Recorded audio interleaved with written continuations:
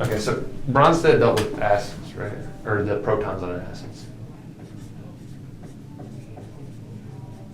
So an acid and a base. Acid is a proton donor. Yeah, donor. And this is an H plus acceptor. Right. Lewis is kind of the exact opposite in that he deals with electrons, which are the kind of counterpart to protons, and they also flip how they work. Acids accept electrons. So if we go to Lewis, and look at acid base again. Electron acceptors, electron donors. Does that make sense so far? Uh-huh. Okay. So it's almost like they flip. But they also flip what you're looking at too. So with Lewis, kind of a common example I like to use because it illustrates it really nicely, is if you add ammonia to borohydride. So ammonia, we know that's a base just from Bronsted-Lowry, right? Uh-huh. The reason it's a base in Lewis is because of this 2 electron pair it has right here. It can donate that out to do bonding. This borohydride, it doesn't have an octet right now. It needs to accept some electrons to make an octet. Does that make sense? Right. Therefore, it becomes a...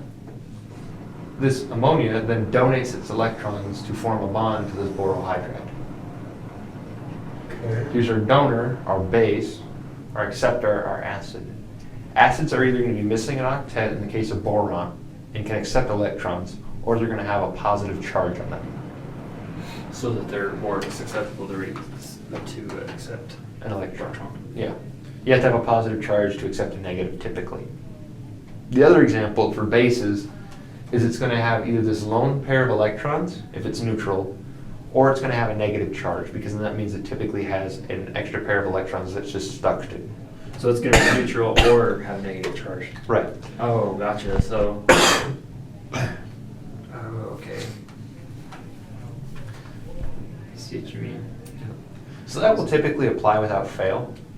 If you ever have one that's confusing you, try drawing out the Lewis and seeing if there's any electron pairs that you can use to make bonds with something else. So give me an example of like NH3 then. Another example, NH3. You see, so that one's gonna be a acid. NH3 would be a base. Because we know, first of all these acid-base series, if it's a base in one, it's a base in all of them. They don't change it because of the rules change. Right. So we know ammonia is a base from Bronsted-Lowry. That's why I like using it, because it's an easy kind of stepping stone to the next part. The reason we know it's a base in Lewis is because of this lone pair of electrons. Right. It can use this to form a bond to something else. In the case of water, the reason water is an acid and a base is because it can donate. Right. Yeah, it can donate off with hydrogen and gain an electron pair acceptor. Or it can use these pairs of electrons here to form a bond with a hydrogen and become hydronium. Does that make sense? It's like you drew above. Yeah, so, okay. So then Cl negative is going to be a base because it was a negative. Right. So I guess of any of these, I'd have to find one that would have a neutral charge and could go either way, which would be. That one you'd want to draw a Lewis for. Yeah, so that would be O2. S would still have a, what it would have. Okay. So, O, right? Stick these on. 1, 2, 3, 4, 5, 6. 2, 3, 4, 5, 6. Okay. Now how many does sulfur have? Sulfur is the same as oxygen, isn't it? I don't remember. Yes, it's better than mine. I thought it was. I thought it reacted the same way. Yeah, it's got the same number of valence. That's what's important in those. So 3 times 6 is 18. So 2, 4, 6, 8. So we're missing 2. Done. Okay. The important thing about sulfur dioxide, though, is that when you draw out the Lewis, this is kind of just something you wind up knowing after enough time doing Lewis in OChem and in Chem 106. There's these double bonds there. Uh-huh. The reason these are important is double bonds can accept electrons. And this is more organics that you don't really need to know. I don't think will come up on your test. Yeah. But these can accept electrons, so this acts as an acid.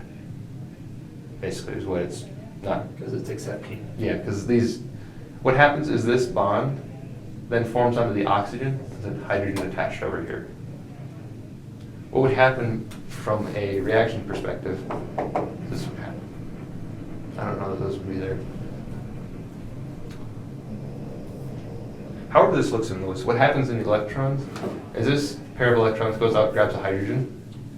Then to keep this oxygen stable and to have it have two bonds and two sets of unpaired electrons, this will flip up onto here as two more electrons. And this bond will go away. Does that make sense? That's an organic thing that I don't think you need to be concerned about. I would ask Brother DeBell what you need to be studying as far as Lewis acid goes, Right. because a lot of this has to do with some organic stuff that you guys don't get into very deeply. So, yeah, definitely ask him about some of the organic stuff.